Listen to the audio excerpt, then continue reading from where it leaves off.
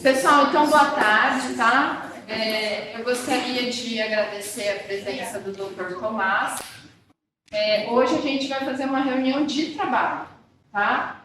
Então, o Dr. Tomás, algum tempo atrás, mandou um e-mail para você, né, André? Isso.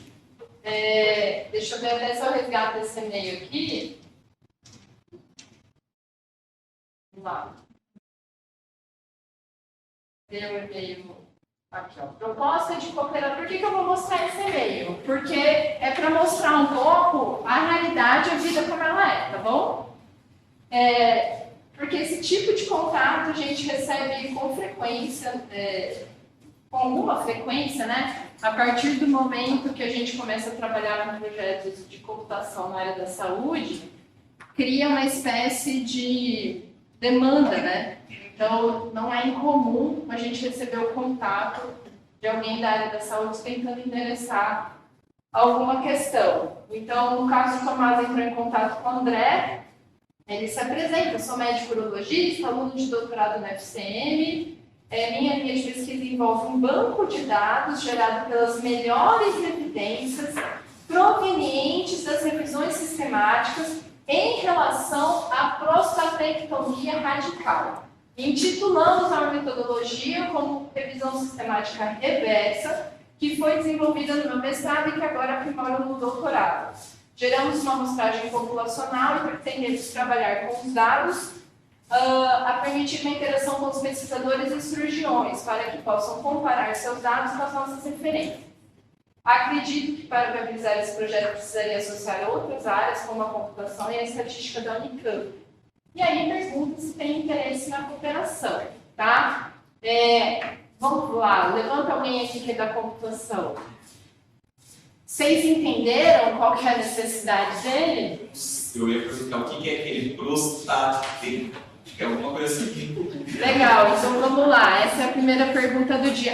Pessoal, deixa eu até pedir um favor. Eu quero que vocês façam um registro por escrito das anotações que vocês estiverem fazendo hoje da fala do Tomás, tá? E depois vocês vão registrar isso num documento único, que eu vou abrir lá no Lexon. Eu quero que vocês registrem. A ideia é que colaborativamente um complemente as informações que o outro pegou, tá bom? E essa folha que vocês vão fazer hoje, depois vocês tiram uma fotinha, ela serve de presença para o dia de hoje, tá bom? Então vamos lá, Tomás. Primeira pergunta do dia, que vai estar dos slides? Ou vai sem slide mesmo? Pode ser sem slide, se precisar ir no final. Tá. Então, um prazer, o nome do Tomás, né? No e-mail já me apresentei, eu sou aluno do doutorado da FCM, tá? No meu último ano de doutorado. E a minha linha de pesquisa é sobre metodologia de desenvolvimento de metodologias de pesquisa, tá? Então, o que acontece? Eu sou cirurgião robótico, tá? Cirurgião de câncer de próstata, oncológico. Então, a minha área de atuação hoje, também na vida, é de cirurgia de câncer de próstata. Então, prostatectomia radical nada mais é do que a cirurgia para você retirar a próstata do paciente, para quem tem câncer de próstata, tá? Então, o que acontece? A história dessa cirurgia ela é relativamente recente. Óbvio que já faziam essas cirurgias nos primórdios, mas no final de 1800, eles já faziam essa cirurgia. Porém, foi em 1982, que foi o ano que eu nasci, foi quando um cirurgião americano padronizou essa cirurgia e difundiu ela no mundo todo. Ou seja, ele colocou passo a passo, como fazer. Passo A, passo B, passo C. Só que essa técnica, nessa época, ela era feita de forma aberta, certo?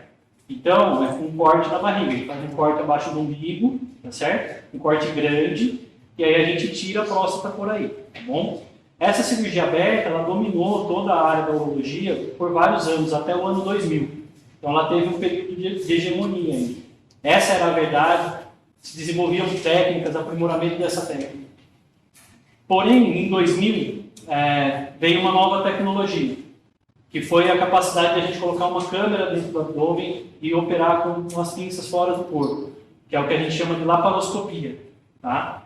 E aí veio a técnica laparoscópica. Vocês vão ter que saber o que é a técnica aberta. A segunda é a laparoscópica, que são pequenas incisões no abdômen. A gente passa portais, enche o abdômen de CO2, e aí a gente tem espaço para colocar pinças nesses portais, e aí a gente manipula essas pinças fora do corpo, e essa pinça responde o nosso comando dentro do corpo, tá? Através de uma câmera.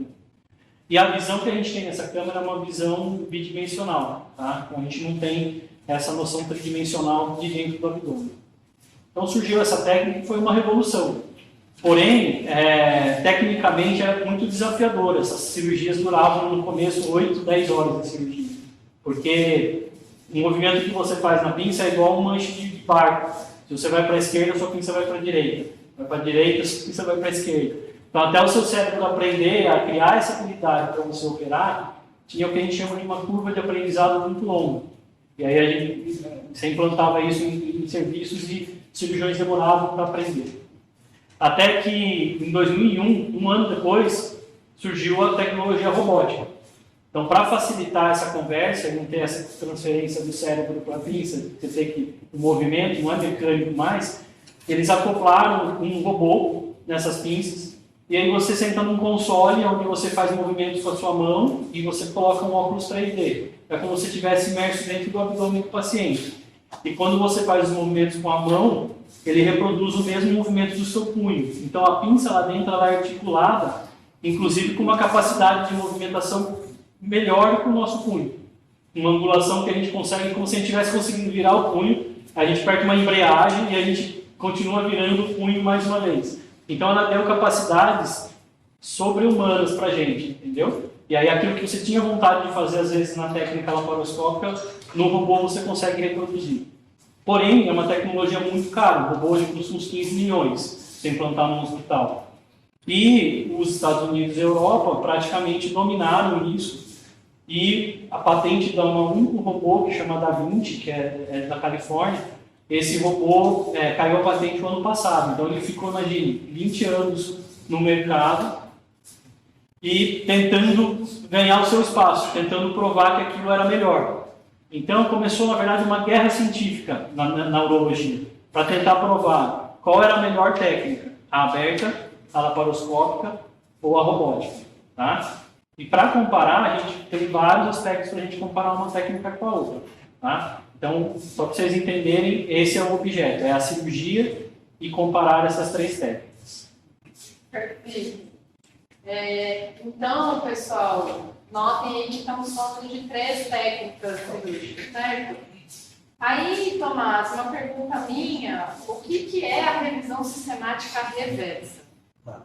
É assim, essa guerra científica, obviamente que ela só poderia ser respondida através de uma ferramenta, que são artigos científicos, que é pela ciência, certo?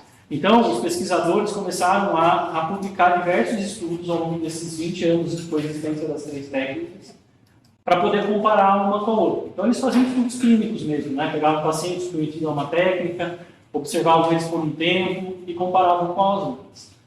E aí, nós temos dentro da área médica, né? Acho que em outras áreas, o que nós chamamos de pirâmide de evidência. Tá? Essa pirâmide de evidência, nós trabalhamos com as melhores evidências e o topo da pirâmide é o que a gente chama de revisão sistemática. Tá? Essa revisão sistemática, ela na verdade, ela compila estudos metodologicamente semelhantes que possam ser comparáveis, estudaram a mesma coisa, para poder fazer o quê? Para poder aumentar o espaço amostral e ter poder estatístico para responder. Tá? E essas revisões sistemáticas foram publicadas ao longo de todos esses anos. Isso acontece na área médica de uma forma contínua e muito forte. A gente acredita muito nessas revisões sistemáticas. Mesmo umas que não são muito bem feitas. A gente sabe como são revistas científicas. Tem publicações de alta qualidade e outras de baixa qualidade. Mas quando tem muita evidência na literatura, a gente acaba indo nas revisões sistemáticas. Por quê? Porque as perguntas que são feitas lá são as dúvidas que naturalmente a gente tem. Ninguém vai fazer uma revisão sistemática de um tema que não é interessante, certo? Então, o que eu pensei? Eu falei, tá, essa história foi contada ao longo de 20 anos As melhores evidências que eu tenho são as revisões temáticas.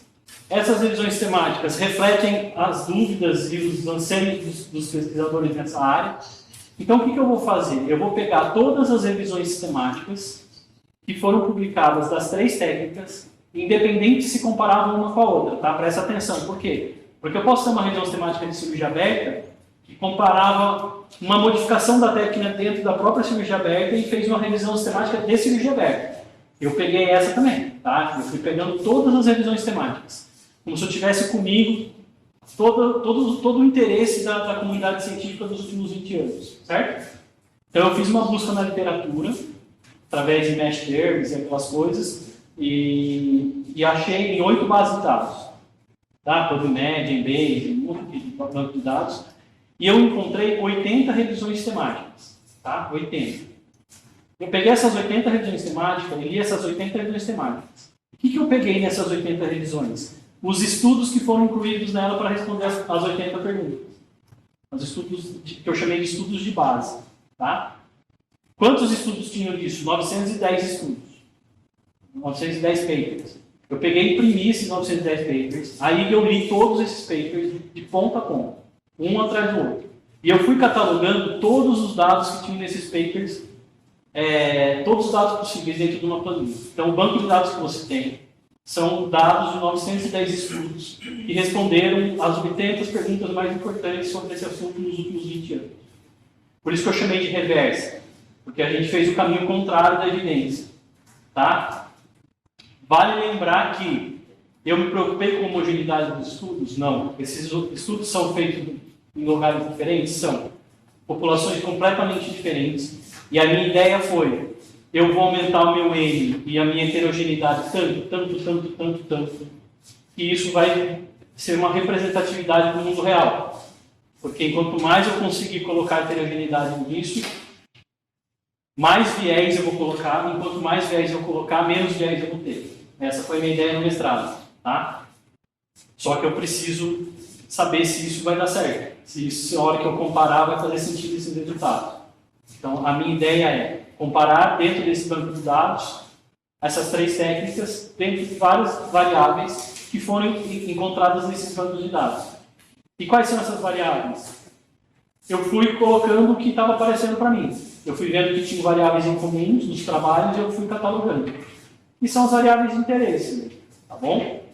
Legal, Tomás. Até se você quiser sentar um pouco, eu vou mostrar então a planilha que a gente recebeu do Tomás, tá?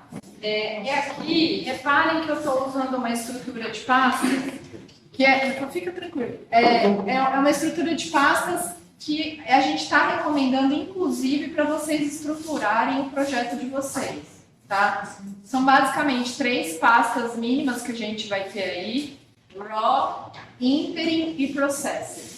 Tá? A ideia é que quando no projeto de vocês vão coletar dados de diferentes locais e os dados RAW são aqueles que a gente salva e não mexe, não toca nunca mais, tá? A gente só salva no RAW. Depois, eventualmente, vocês vão querer fazer testes, avaliações, processar essas planilhas. A gente nunca salva os dados, porque senão a gente perde os dados originais. A gente tem que tomar um certo cuidado metodológico aí, tá? Então, a gente usa o Interim para fazer planilhas ainda que a gente está fazendo experimentos, etc. A gente vai salvando esses experimentos ali. E, por último, quando finalmente você fechou a sua base de dados de estudo, que ela pode ser uma agregação de vários outros, etc., a gente salva no Processor. Tá? Gente, isso aí é uma regra? Não, não é uma regra, é uma prática, tá? Uma prática que, aos poucos, a gente vê que bons cientistas de dados, eles vão tendo ali os seus padrões de nomeação, etc. E isso facilita, por exemplo, quando você quer compartilhar o seu estudo com alguém e quer reproduzir os resultados, etc. Tá? Não só essas 3 pastas que vão ter no projeto de vocês, com certeza não. Talvez tenha a pasta de notebooks, talvez tenha a pasta de referências, ok? Então, o Tomás enviou para nós uma planilha e eu salvei ela no RAW, ok? Bom, a planilha do Tomás veio como uma planilha Excel. Isso é muito comum de acontecer na área da saúde. A gente recebe uma planilha Excel. O pessoal da computação detesta a planilha Excel, mas a gente entende que é ok, né? E aí, Tomás, não fica ofendido não, tá? É o pior tipo de planilha possível que a gente conhece. Por quê? Porque ela está extremamente editada. Editada para compreensão de quem? Dos humanos. Ok? Isso não é humano. Oi? Isso não é humano. Assim, a gente trabalha com o computador, certo? Então, assim, isso aqui é bom para humanos. Tem cores, né? Meus olhos rapidamente vão olhar para as cores. Eu vejo que tem colunas diferentes, eu consigo ler, né? Mas se eu precisar que um programa de computador processe essa planilha, é o inferno na Terra. Tá? Essa planilha, inclusive, ela tem várias abas aqui que eu não vou mostrar para vocês. Ok? Deixa eu te apresentar, Tomás. A professora Letícia Ritter também é uma das 3 professoras da área. Desculpa. Então, para processar isso de maneira computacional é muito complicado, tá? Os meus alunos querem morrer, mas eu obrigo eles a, se veio assim desse jeito, eles vão morrer de vontade de fazer uma coisa que eu fiz para vocês, tá? Que é editar na mão. Mas eu não deixo eles editarem na mão. Então, você vai ter que fazer isso tudo a partir de um notebook. E vocês talvez já tenham visto alguns vídeos que eu deixei. Foi lançada uma atividade lá, que não é para vocês entregar essa semana, é para entregar outra semana. Mas eu falo lá dos notebooks Python. E por que eu faço isso, gente? Porque apesar de vai ser extremamente complicado para a pessoa processar, ela vai ter que primeiro extrair a aba. Depois ela vai ter que trabalhar com os headers, que a gente fala, que são os cabeçalhos. Esses cabeçalhos, eles estão todos cheios de merges, cheios de coisas, aqui vai ser infernal, tá? Mas eu não mexo no RAW. E quando eu faço o programa, o que vocês têm que entender é que o programa que a gente faz, e quando a gente fala notebook, o que eu quero dizer? É um documento executável que ele mistura código e texto, tá? Ele é a coisa mais reprodutível que eu posso ter, certo? Então, se meu aluno for atropelado na rua, não tem problema, não vai prejudicar a pesquisa, entendeu? Porque vai ter lá o notebook salvo com todos os passos que ele executou. Não preciso fazer uma mesa branca para perguntar o que você fez nessa coluna, né? Ok. E aí vem a grande questão, né? Quando a gente vai olhar para essas planilhas, e como vocês vão ter que processar essa planilha, agora é a hora de vocês perguntarem tudo que vocês podem perguntar. Tá? Porque senão a gente vai ter que ficar enchendo ele de e-mail para perguntar depois. Ok? Como eu já gastei um bom tempo aí olhando essa planilha, eu já vou começar com algumas perguntas para o Tomás, ok? Tomás, essa planilha, eu percebi que lá em cima você fez um resumo aqui de estatísticas descritivas, né? O que é global, RRP, LRP e RARP? Sim.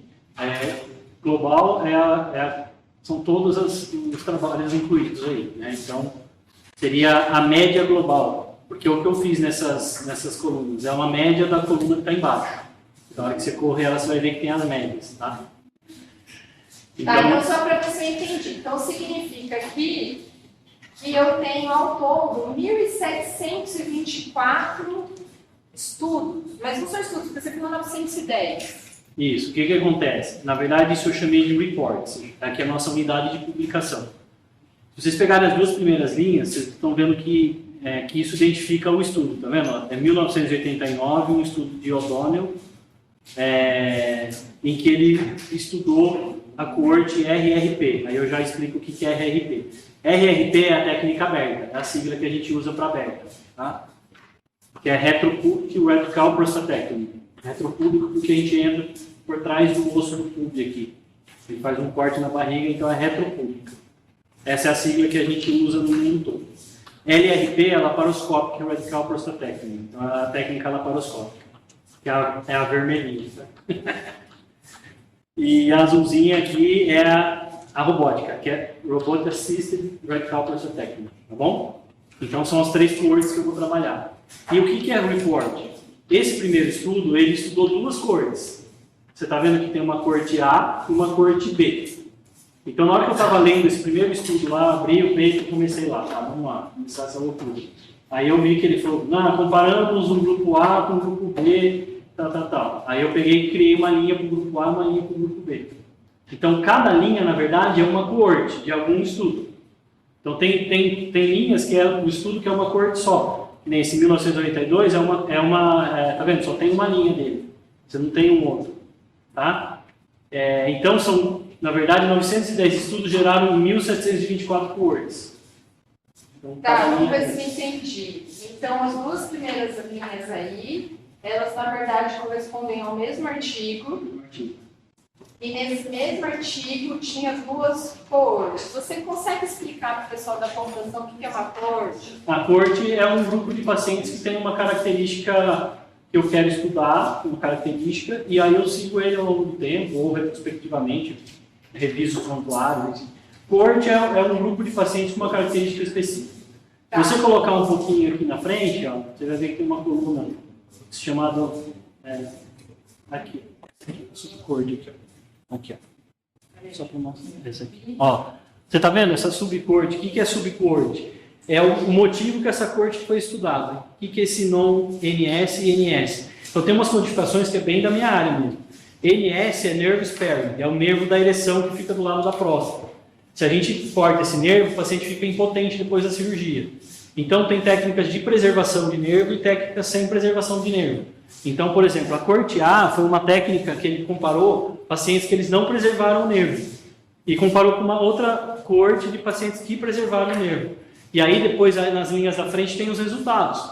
Entendeu? De potência, de incontinência, de oncológicos, enfim. Depois tem todas as colunas para frente.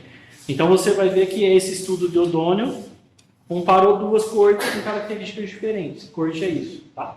Então vocês vão ver que porque a minha coorte aqui são 3, laparoscópica. Eu chamei de subcoorte porque vamos dizer assim, é a coorte de cada estudo, só para não misturar com a coorte principal, que seria traduzir como grupo, né? 3 grupos, né? Laparoscópica, robótica. Então, na hora que vocês descerem essa coluna, vocês vão ver um monte de coisa. Ó, tem um que esse daqui, ó, volta um pouquinho. Posso fazer uma pergunta? Pode. Eu também quero fazer. Pode fazer, pode fazer. Robótica aí, é a mesma sigla? RRP? Não. Acho que foi RARP. Que é robótica assistida. Então, aí você vê aqui, por exemplo, esse trabalho aqui, ó, tem coorte A, B, C e D, tá vendo desse cara? Então você tem, ó, a idade do cirurgião, que comparou. Então, cirurgiões de 28 a 37 anos, e ele é o que a gente fala de curva de aprendizado. Será que os resultados dos cirurgiões mais antigos são melhores? Né? Aí você vê aqui, quando é única, eu pus única, só para, tá? Esse daqui, por exemplo, é o unilateral nerve sparing, ou seja, tem 2 nervos, tem um de cada lado da próstata, tá? Então, quando eu preservo um nervo só, tem um resultado. Quando eu preservo os 2, então aqui ele fez uma preservação unilateral com bilateral, entendeu? Então, essa aqui é a característica da coorte que está sendo estudada. Então, Tomás, uma coisa que angustia um pouco para nós da computação, novamente, vendo a sua planilha, são essas múltiplas categorias, múltiplos nomes aqui. Aí vem uma pergunta. Seria possível transformar isso aqui num conjunto de categorias fixos? Sim, tipo, ou é A ou é B ou é... Não, é muito particular. Esse aqui? Não, tem muita variação. Isso, na verdade, é para eu identificar, quando eu precisar retornar, saber mais ou menos o que é. Mas eu não quero isso. Isso é só para descrever e saber o que o estudo fez. Tá, perfeito. Tá, isso é porque eu quero tudo heterogêneo. Aqui tem é só Ou para seja, eu vou interpretar a sua resposta como não seria fácil categorizar e isso não é tão relevante para a sua pergunta de pesquisa. Ok. Bom, aí, gente, como é típico dessas planilhas que a gente recebe, o especialista vai colocar nomes nas colunas, né? E assim, eu comecei a ver e alguns até notei, tipo, plano. Journal, ok, eu virei também, né? O coorte, o subcoorte, eu tinha que saber o que eram as siglas, ok? Mas agora eu já estou entendendo melhor. É interessante que quando eu olho que ele coloca isso aqui, ó, isso aqui é bom para mim, porque eu já sei que é um conjunto pré-definido de categorias, tá? E eu tenho que tomar muito cuidado que eu estou mexendo no log. Aqueles que eu queria fazer comparações, eu codifiquei. Então você vai ver que tem uns que já estão pré-codificados porque para mim interessaram. Sim, perfeito. Você vê como eu criticar a planilha dele é um negócio terrível. Porque passou quanto tempo fazendo a planilha? 6 meses. Tá, bom, aí ele fez um esquema aqui, que é porque provavelmente ele queria travar essa parte da planilha, né? Então a gente pode fazer assim, certo? Eu vou dar uma diminuída aqui, né? E aí a gente vai seguindo, ó. Vai ok? Tá? E assim, o que é o S? Com o N, eu tô assumindo que é o número de pacientes do estudo. Sim, ok? da corte, SJR, eu perguntei para o chat GPT, ele me respondeu, vamos ver se é isso mesmo. É o índice de relevância do journal? Isso, é o fator de impacto do jornal. Porque eu queria correlacionar se os melhores resultados eram publicados nos melhores jornais ou não. Então foi uma coisa que eu peguei o índice do ano que ele foi publicado. Então, esse dado não revista que foi publicada, então. Esse dado é referente à revista. Vocês vão ver que essa parte cinza são dados que não são dos pacientes, são dados relacionados ao estudo. Tá? Então tem o número de É como pacientes. se fosse um resumão, né? Isso, eu sei o jornal que é, o Journal of Urology, eu sei a corte, o N, e esse aqui é o fator de impacto do jornal. Como que é o nome de você? Qual que é a sigla? É SciMago Journal Ranking. Saimago, deixa eu ver aqui. Quando você fala melhores resultados, você está falando da conclusão do estudo ou do melhor resultado da análise que você fez? Da análise que eu fiz. Tá. Eu posso correlacionar se eu quiser mais para frente. Então eu peguei isso e eu falei assim, talvez seja uma pergunta que eu vou querer ter no futuro. Aí eu fui Gente, só para pegando. ficar muito claro, porque talvez alguns de vocês não estão acostumados com isso, certo? Quando eu publico um artigo científico, como que as pessoas sabem que o artigo que eu publiquei na revista Journal of Computer Graphics é talvez mais relevante do que o artigo sobre o mesmo assunto que a Letícia publicou no Journal of Computing Graphics? Né? número de sites, expressões. Tá, mas às vezes não é só isso. Ambos acabaram de ser publicados. E você é um aluno que vai ter, você não tem tempo infinito. Ambos acabaram de ser publicados. Qual que você vai ler primeiro? Um de cada vez, vai. Fala você, Gringo. A revista que tem o maior fator de impacto. A revista que tem o maior fator de impacto. Alguém falou qual? Isso. Meio brasileiro. Isso. Tem que tomar um certo cuidado. Outras métricas. Outras métricas. O SJR é uma dessas, certo? Então, ele está trazendo essa coluna para avaliar quão relevante. Esse número, explica para eles, Tomás. Quanto maior, melhor, quanto menor, melhor. Quanto maior, melhor. Esse número, ele é contínuo ou é discreto? Ele é contínuo. Vocês percebem como é importante a gente saber essas coisas? Porque nesse caso aqui específico, É algo que talvez vocês já tenham intuição. Estou falando de fator de impacto da revista. É um número que, quanto maior, melhor, talvez seja intuitivo. Mas tem coisas que a gente não vai saber, vocês têm que perguntar. Tá? O NA ali representa o quê? É o número de pacientes que foram estudados naquela. Então, aqui, ó, NA. Ah, isso aqui é porque esse SJR foi inventado a partir de 1920.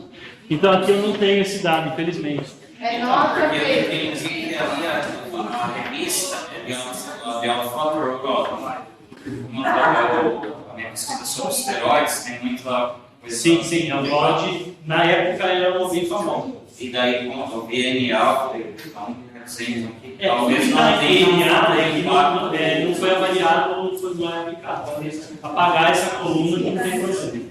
Isso aí, gente, é o que a gente vai chamar no nosso jargão de missing point. É um ponto que a gente não tem, é um not available ou um não aplicável, né? E em algumas bibliotecas, ele até já pergunta direto para você: posso considerar tudo isso que está com asterisco ou com tracinho como not available? E se você toma essa decisão por sim, alguns pacotes estatísticos vão até funcionar diferente de acordo com essa configuração, tá? Então, gente, eu vou dar uma mensagem hoje. Nos mundos do chat GPT, não é tão relevante saber qual é a função, como programar, etc. É importante saber a fundo o que essas coisas falam, tá? Então, se vocês forem usar qualquer pacote estatístico, tal, lê o Helm, tenta entender, ver como que ele se comporta em diferentes situações. Tá bom? Alguém mais vai perguntar? O objetivo do seu doutorado é considerar as três técnicas. Sim. Só que, o que exatamente você está buscando relacionar? Porque são artigos muito diferentes. E aí tem algumas categorias específicas que você acha mais importante, como resultado de sucesso, da cirurgia ou não. Como seria esse desfecho final que você tem mais interesse? Uma pausa na pergunta dela. Qual é a sua grande pergunta de pesquisa? Resumindo assim, qual que é a sua grande pergunta de pesquisa, Tomás? Eu quero saber, para cada desfecho que tem ao longo dessa planilha, qual é o melhor da técnica, qual que apresenta o melhor resultado.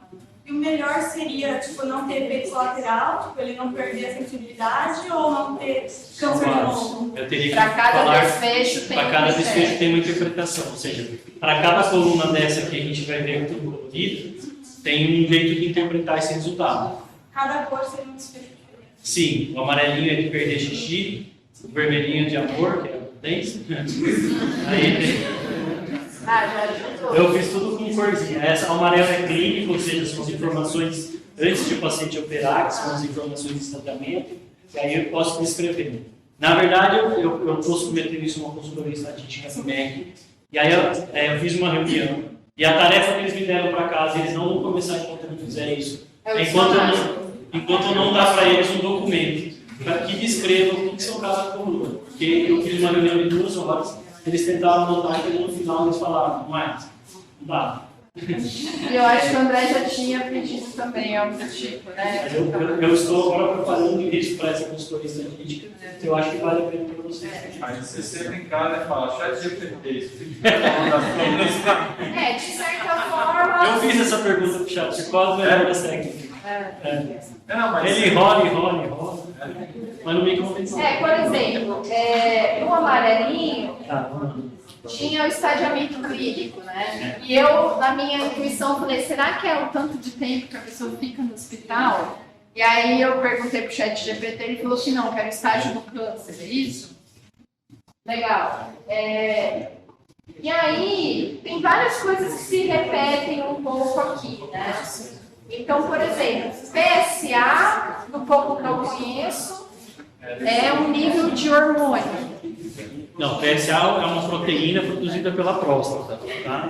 E ela, quando nasce um câncer, esse câncer passa a produzir PSA. Então aumenta os níveis no sangue, é uma forma de detectar a doença. Então quando a gente fala de estadiamento clínico, o que é isso? Antes de fazer a cirurgia, a gente precisa entender com quem que a gente está lidando. Então a gente tem uma classificação que a gente chama de estadiamento, que consiste em 3 letras, o T, o N e o E. O T é de tamanho do tumor.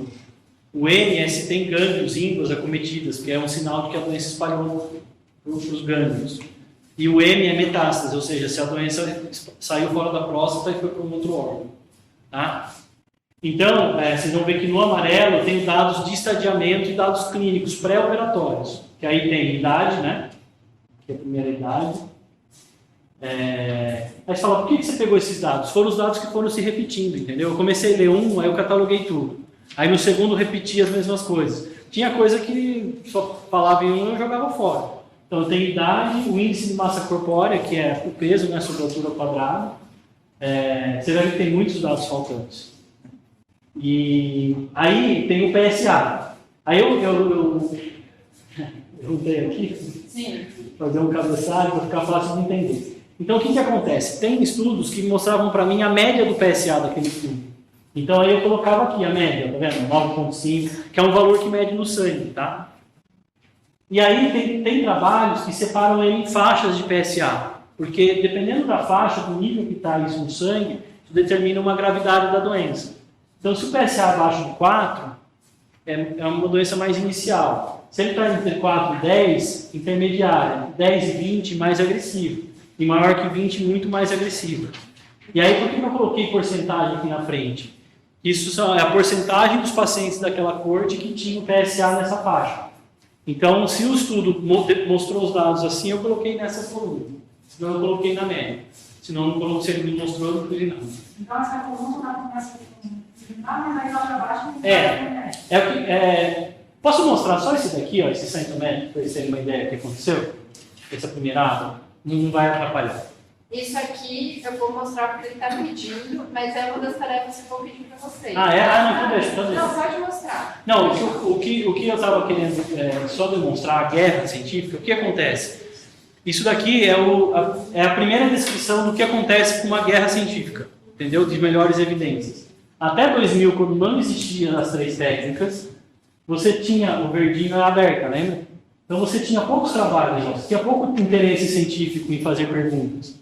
A partir do momento em que entrou em 2000 as outras técnicas, olha o que aconteceu. E aí você tem a robótica dando um pico de trabalho em 2010 para tentar quebrar essas outras técnicas. Ou seja, a literatura começou a se interessar sobre isso e depois que isso chegou num pico, isso começou a cair. Então, a gente tem uma coisa na medicina que a gente estuda na patologia que chama História Natural da Doença. A gente estuda todas as doenças se a gente não tratasse dela e fica olhando para o doente. Então, a doença vai aparecer, vai dar sintomas, depois ele vai morrer daquilo. E aí é um termo que a gente usa na medicina. Até a minha tese de mestrado, eu usei, entre aspas, História Natural da Prostatectomia Radical. Porque isso aqui é como a concorrência de técnicas de interesse científico acaba tendo um nascimento, um meio e um fim. Você entendeu? Eu fico com um pouco de dúvida nesse sentido, porque assim, essa resposta ainda de fato não foi dada, e por que caiu tanto assim? Porque, beleza, teve um pico e aí pode manter uma média ali, igual tá em 2006, 2007. Mas a gente vê que aqui em 2019 está caindo, então imagina que agora em 2023 esteja no nível como se fosse lá antes de 2020. Por quê? Por quê? Porque eu até, numa publicação minha, eu coloquei uma outra coisa aqui. Eu fui na internet, nessa empresa chamada Intuitive, que é a única que faz o robô. E aí os Estados Unidos, para qualquer empresa, você consegue entrar nos lucros dele, de quanto eles ganharam por ano, você pode ir somando tudo. Aí eu fiz uma outra coluna aqui, que mostra os ganhos dessa empresa. E quando ela estourou, e ela virou na Forbes, ela está entre umas 50 maiores empresas dos Estados Unidos, mais ricas. E isso começou aqui, ó. Quando ela investe nos grandes centros e faz esses grandes centros publicarem resultados enviesados, para provar que essa tecnologia é melhor para vender robô. E aí isso daqui influencia e derruba todas as outras técnicas, que para países em desenvolvimento é importantíssimo. Entendeu? Hoje eu trabalho com as 3 técnicas. No SUS eu faço aberta, no convênio laparoscópico e no particular a robótica. Porque os pacientes não têm acesso à mesma tecnologia, entendeu? Então isso daqui, uma das publicações que eu fiz foi isso. No final das contas, eles não demonstraram superioridade em vários aspectos. E por que todo mundo, os Estados Unidos e a Europa, fica vendendo e falando que é melhor? É por interesse mercadológico, você entendeu? Então, esse gráfico que eu fiz porque para explicar aquela questão do NA, que ela falou só tem NA no começo. Porque no começo, vocês vão ver na planilha que não tem muitos dados. A hora que vocês chegarem perto de 2010, vocês vão ver que tem um monte de informação. É porque aqui tinha-se mais interesse em dar dados, tá bom? Você explicou como se for uma conclusão, e essa conclusão é que Sim. o ótimo muito legal. Depois, você interpreta isso como acabar com o uso dessas técnicas. Mas não só isso. A questão é que os trabalhos passaram a não aceitar mais trabalhos das outras. Porque, para eles, não tinha ibope você falar de coisas que são de países em desenvolvimento. É melhor falar de coisas que tem nos Estados Unidos. Hoje, nos Estados Unidos, 90% das cirurgias são robóticas. Tá? Só um comentário, parênteses rápido. Tem essa questão também, né? Você submete um artigo, uma das análises que vai ser feita, assim, se seu estudo é relevante para publicar, e se já tem um monte de artigo apresentado, e como ele disse, vem talvez um artigo de um país desenvolvido sobre um estudo que já foi feito, pode ser que esses estudos vão desaparecendo mesmo. Tá?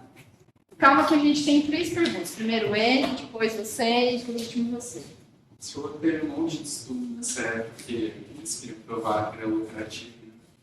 Isso não pode impactar nessa sua base de dados, ou um monte de estudo enviesado, no estado produtivo por essa técnica?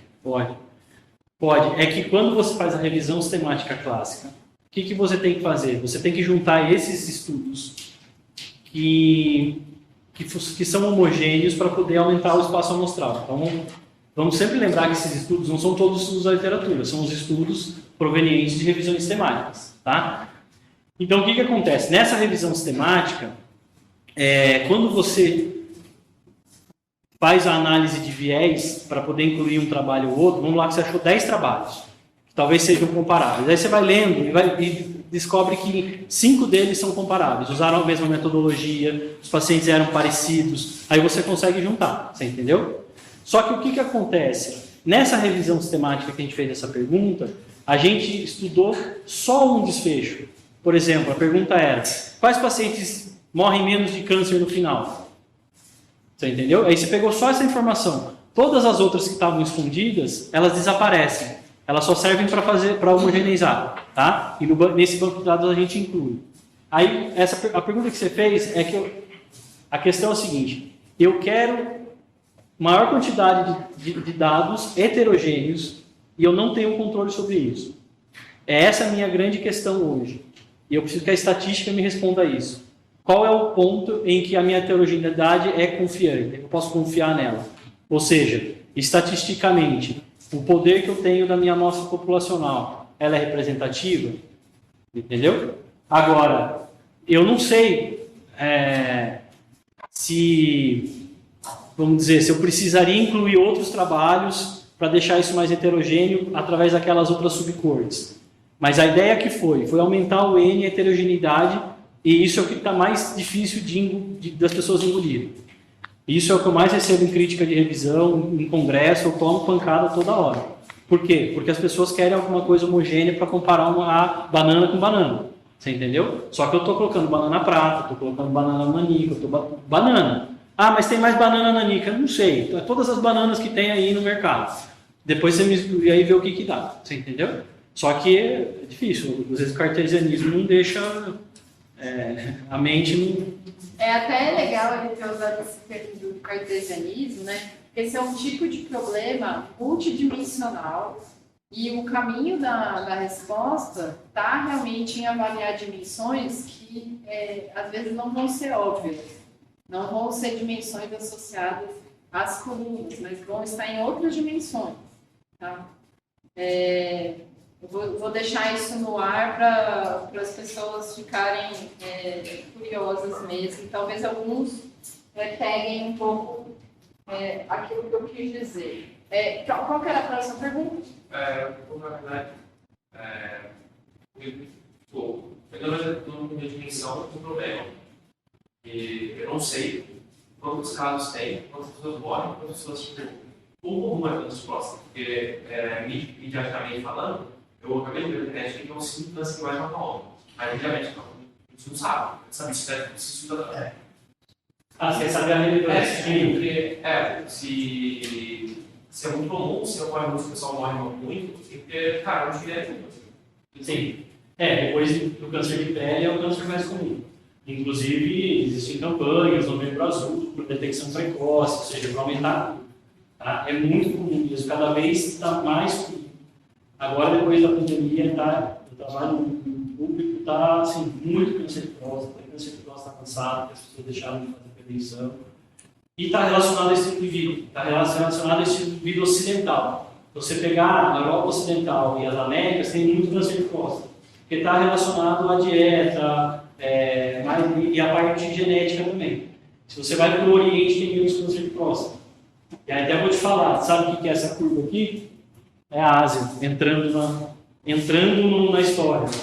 Por quê? Porque como lá tem pouco câncer de próstata, eles não precisam fazer muita cirurgia, porque lá não tem muita incidência. Mas chegou uma hora que eles começaram a entrar no jogo científico. Aí ele tem se fosse um respiro assim, da Ásia, mas depois os Estados Unidos e a Europa vêm e quebra eles de novo. Tipo, olha, para de fazer isso aí, porque a gente tem muito mais câncer que vocês e a gente publica muito mais que vocês. Mas é extremamente relevante. Dá para ele atuar só nisso a vida toda e não para de vir paciente. Agora, a taxa de cura é maior que 90%. Em estágios iniciais chega a 100% de cura. Entendeu? Com cirurgia ou radioterapia. É que como eu sou urologista, sou cirurgião, então eu só opero. Quem faz radioterapia é a radioterapia. Mas a minha área é cirurgia. Que eu acho que vai acabar. Quando eu tiver, eu estou aí. Acho que tinha mais um primeiro aqui. Quando você falou, por exemplo, do seu caso, que pelo SUS você faz aberta, aí no convênio outra e depois robótica. Então, tipo assim, eu imagino que nos Estados Unidos, quando você falou que 90% lá faz pela robótica. E aí lá, se eu não me engano, tem esse sistema público para fazer com as pessoas mais pobres. Então, tipo assim, no caso dos Estados Unidos, fica tipo assim, se falou que é caro todo esse robótico, imagino que deve ser caro essa cirurgia. Lá essas pessoas, como você falou assim, é eficaz, simplesmente morrem, porque não fazem esse tratamento, ou tipo, eles acabam fazendo, mas só no divulgo, como você estava falando. Eu vou contar uma história de um cara que descreveu essa cirurgia, que chama Patrick Walsh. Ele tem o meu orientador foi passar um tempo lá comigo e fazer pós-doc lá. E aí, assim, ele tem mais de 10 mil casos operados. O cara é uma máquina. Só faz isso todo dia. E ele vai selecionando o que ele quer para pôr nas publicações. Ele tem um banco de dados enorme e ele fala, eu vou filtrar pacientes entre 40 e 50 anos. Aí eles têm os melhores resultados, que são jovens. Esses são piores. Então, tem muito viés disso daí. E nos Estados Unidos, vou falar para você, lá é quase tudo privado. Você não tem um seguro, se vira. Agora eles têm muito dinheiro, então qualquer hospital tem robô. Para eles é muito comum, né? Então, lá nos Estados Unidos, cada vez mais tem robótica. Mas é óbvio que lá tem outras técnicas também. Geralmente fazem a laparoscópica, né? A laparoscópica é mais barata, porque não envolve a tecnologia do robô. Só.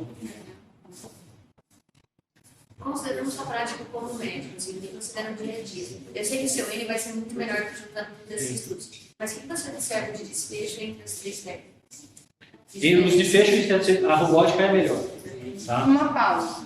Você acha que você deve perguntar isso para ele? Não responde dar um viés, mas eu fiquei curiosa. E aí eu vou aproveitar essa pausa para falar outra questão.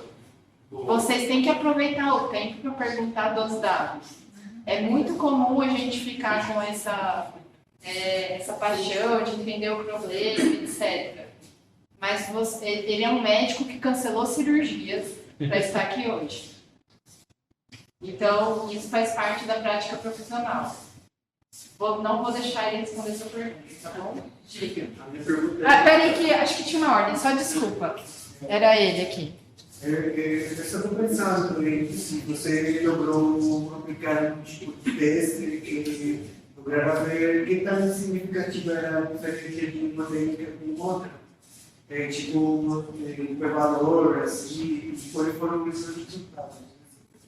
Sim, é isso que eu quero. É isso que vocês vão ter que trazer. Eu quero comparar para cada desfecho uma comparação dos resultados.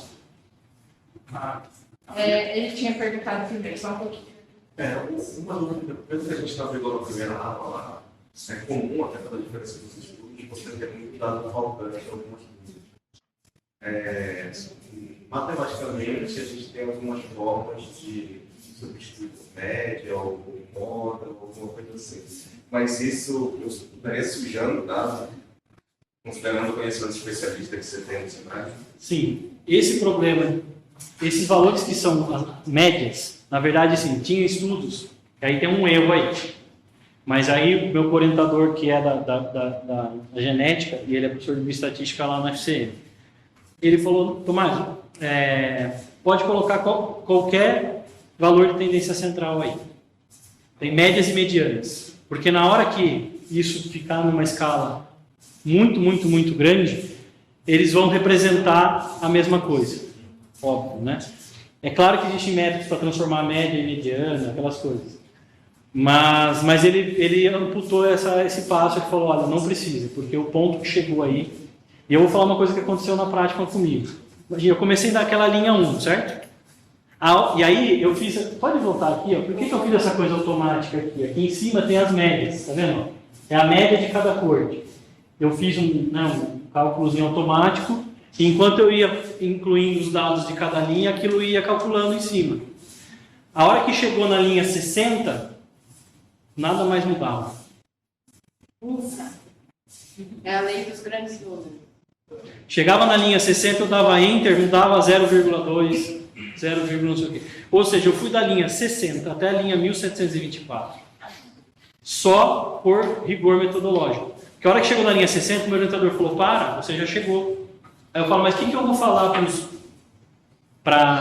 Aí eu não vou ter a corte heterogênea. Aí eu não vou ter a representatividade da heterogeneidade. Vai ser arbitrário. Por que você parou na 60? Porque a estatística me falou que eu posso parar. Tá, mas não é assim. Existe uma heterogeneidade estatística e existe uma heterogeneidade clínica. Quando a gente vai fazer revisão sistemática, existe método para você avaliar a heterogeneidade. Existe um cálculo de meta-análise, chama o Forest Plot, depois ele dá um cálculo de heterogeneidade. Recentemente eu li um artigo falando sobre isso, comparando um método com o outro. E aí ele fala, existe a heterogeneidade clínica, que é a definição de qual trabalho entra ou não, que é aquilo que você me perguntou. Né? Porque não pode ter heterogeneidade clínica, o trabalho tem que estudar mais ou menos a mesma coisa, para eu poder considerar que os pacientes desse estudo são os mesmos do outro. Entendeu? Mas aí, como eu tinha que ter essa heterogeneidade, eu fiquei dando Enter até o 1724, sem mudar nada nos resultados. Entendeu? O rapaz lá no fundo. Uma coisa que ficou difícil para mim entender, primeiro que eu tenho, mas Vocês vão ter acesso a essa planilha sem o resto das aulas. Como agora? Não agora. Você dividiu por pacientes ou por estudos? Ou estudos, pacientes ou estudos? Aqui é o estudo, né? É o estudo. O estudo, ano que foi publicado no jornal, e aqui é o número de pacientes que estão nessa corte aqui. Você não tem específico para cada paciente? Não, todos esses valores são a média que foram encontradas nesses trabalhos. Então, é a média de idade desses 732 pacientes desse estudo. É a porcentagem desses pacientes que tem o PSA entre 4. Então, tudo vai ser referente, aquelas outras colunas são referentes a esses pacientes do estudo que está na linha correspondente. A gente pode pegar, por exemplo, aqui uma pega um linha, exemplo. vai. Então, por exemplo, esse estudo dessa linha aqui, deixa eu aumentar, vai. É um estudo de 2002. Eu já entendi, ele é desse journal aqui que eu não faço ideia qual é, mas ok, é o nome dele. Ele está analisando a técnica laparoscópica, não está comparando com ninguém. Ele usou 100 pacientes, certo? E é só isso, ele não tem diferentes coortes, porque, por exemplo, esse outro aqui, que é o de Fromont, de 2002, publicado nesse outro journal, compara duas técnicas, a de ventre aberto com a laparoscópica, e ele, como ele tem uma comparação de duas coortes aqui, isso criou duas linhas.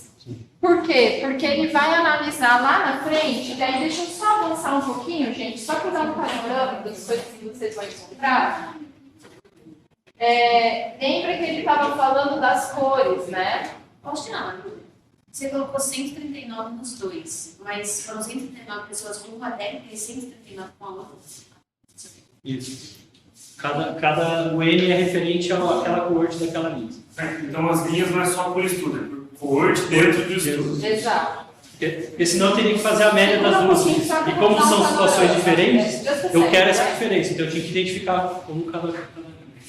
Tá, a gente tem os amarelinhos aqui, que são dados clínicos.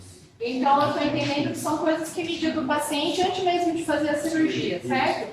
Então tem o PSA, que ele falou que é uma proteína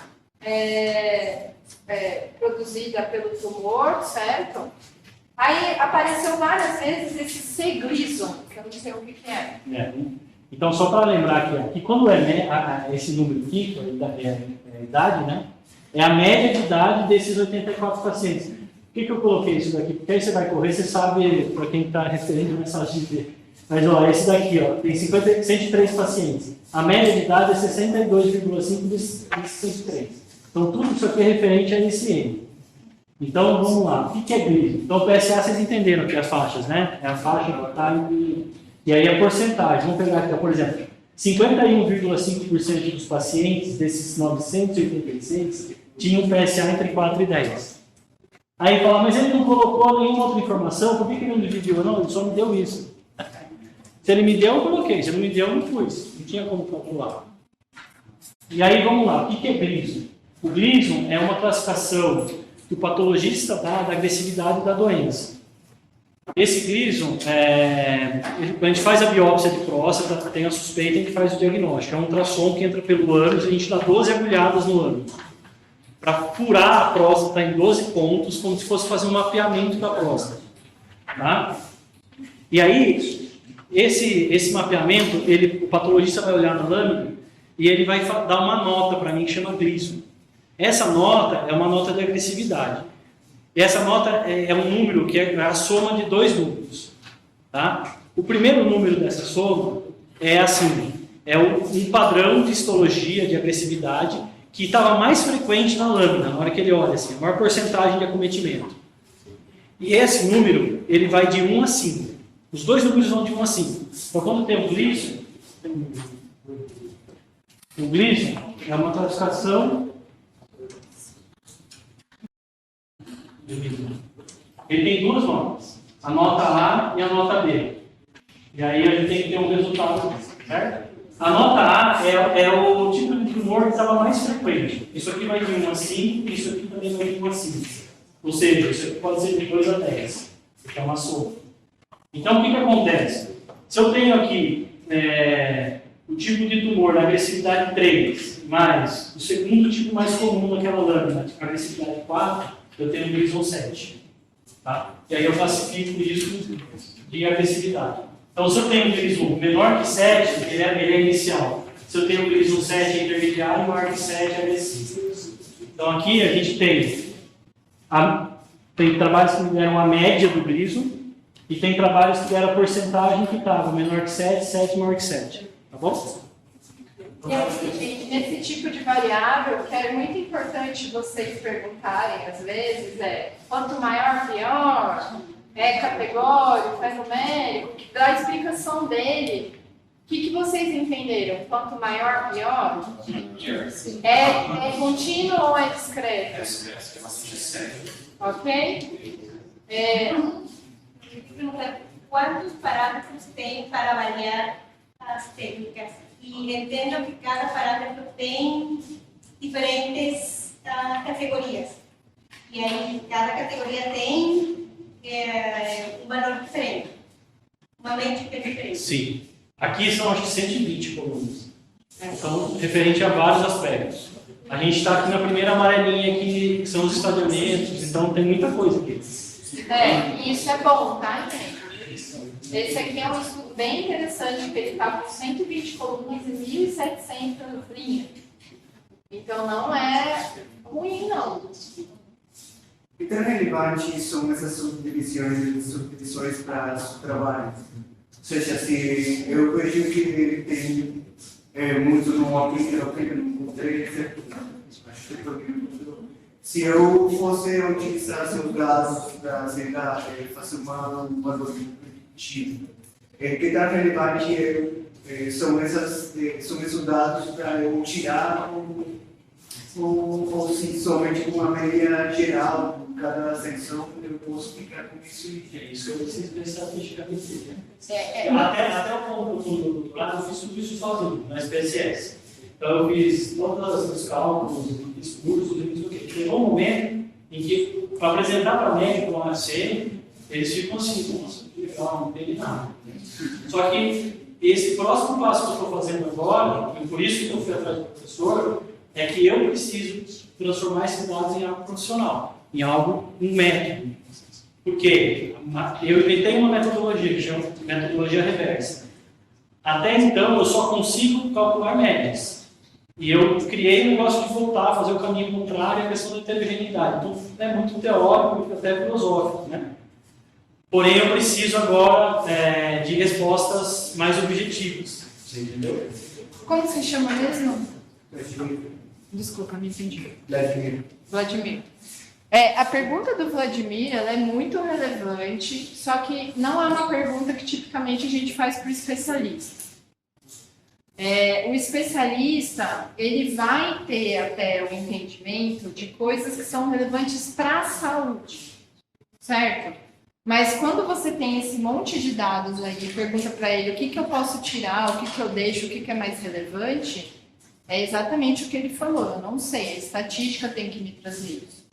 E a gente tem... Diga. Não, termina alguma coisa. E a gente vai ter técnicas, algumas vão ser mencionadas aqui, eu vou citar, por exemplo, uma delas, o Principal Component Analysis, o PCA, não sei se alguém já esbarrou nela, tá?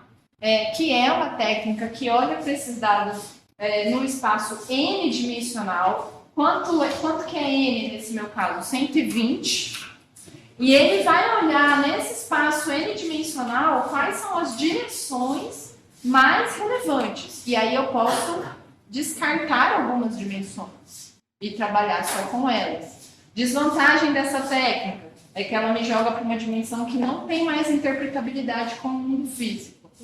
Se eu aumento, se eu diminuo, para o médico isso não vai significar nada. Mas eu consigo extrair informações estatisticamente relevantes. Tá? Então, note, gente, que nessa interação com o profissional da saúde, é muito importante que as perguntas de vocês vão ajudá-los a modelar o problema do ponto de vista também matemático, vamos dizer assim, computacional.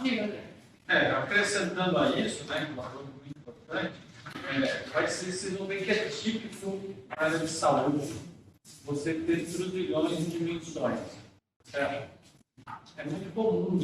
Pega exame de sangue, tem N coisas que você tira de exame de sangue. Pega porque não é só a área de saúde, tem outras áreas também, mas na área de saúde isso é bem característico.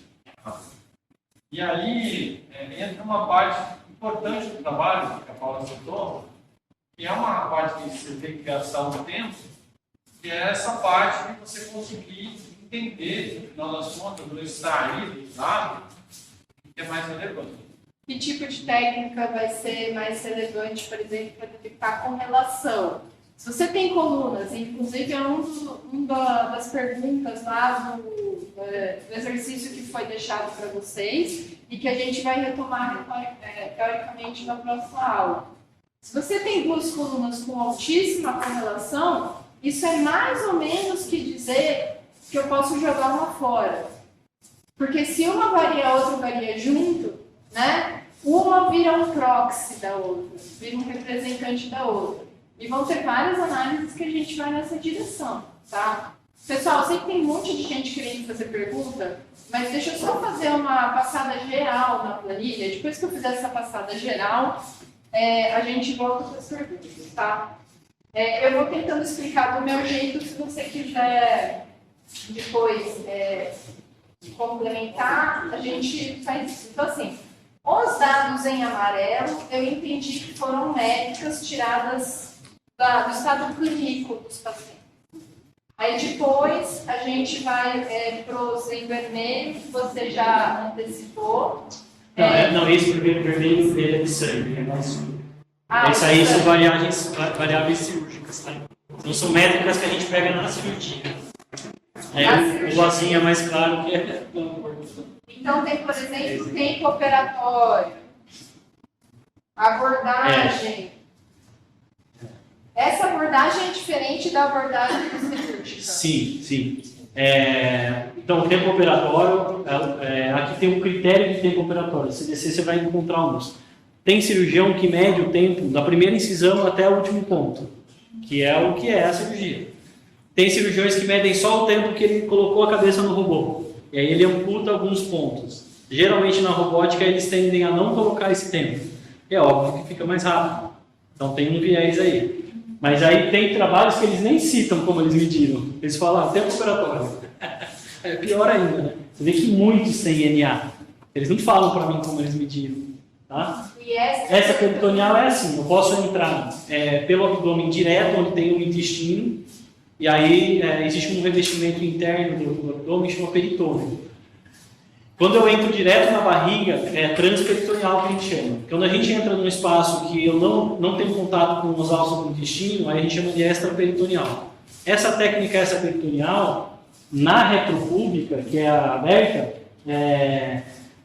praticamente todas são extraperitoneais, tá? Então isso daqui poderia até estratificar. Poderia inferir o tipo de técnica? Pode inferir o tipo de técnica. Então assim, geralmente a robótica é transperitoneal, a aberta é extraperitoneal e a laparoscópica fazia as duas. Então você vai ver que tem uns que ele falou, colocou até os dois aqui, entendeu? Ele não separou para mim no trabalho.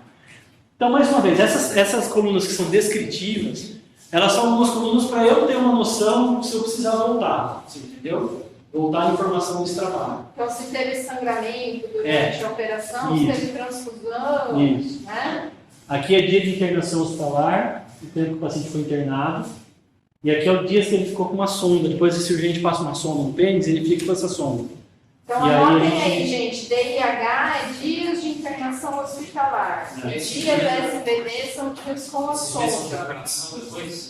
Ele não teve que ir internado no hospital. Mas antes, depois. Tudo isso aqui é relacionado ou quando ele operou e logo depois. Taxa de transfusão de sangue é uma coisa que é muito medida também, que é a taxa de sangramento. Lembrando, gente, que ele está com a lição de casa já de fornecer o dicionário, tá? Bom, aí tem dados patológicos. Certo. Aí o que acontece? Eu tirei a próstata, essa próstata vai para o patologista, e esse patologista vai fatiar essa próstata em cortes microscópicos. E aí aquele mapeamento que eu tinha de 12 agulhas vai virar um mapeamento completo da próstata. Então agora isso aqui é o que a gente chama de estadiamento patológico, que ele é o estadiamento clínico, que é antes de operar. A gente tem uma ideia do que a gente está operando, mas não é o real. Aí agora aqui você vai ver que você tem o mesmo Gleason, a mesma classificação daquela outra, entendeu? Então tem o Gleason médio e a porcentagem também, 7 igual a 7. O que é esse PT aqui? T é uma classificação do tamanho do tumor, da extensão da doença. Enquanto maior, mais extensa é a doença. Tá? Então, só para resumir, o PT2 é doença dentro da próstata, o PT3 é doença que está saindo fora da próstata, mas não acometeu outro órgão. E o PT4 é quando o tumor grudou em algum órgão ao lado da próstata, ou bexiga, ou músculo, ou osso, enfim, acometeu alguma estrutura adjacente. E dentro dessa divisão tem subdivisões, tá? Então, e aí está medido em porcentagem também, tá certo? Às vezes, essa porcentagem, quando soma, dá essa. Porque esse aqui tem 86% de PT2.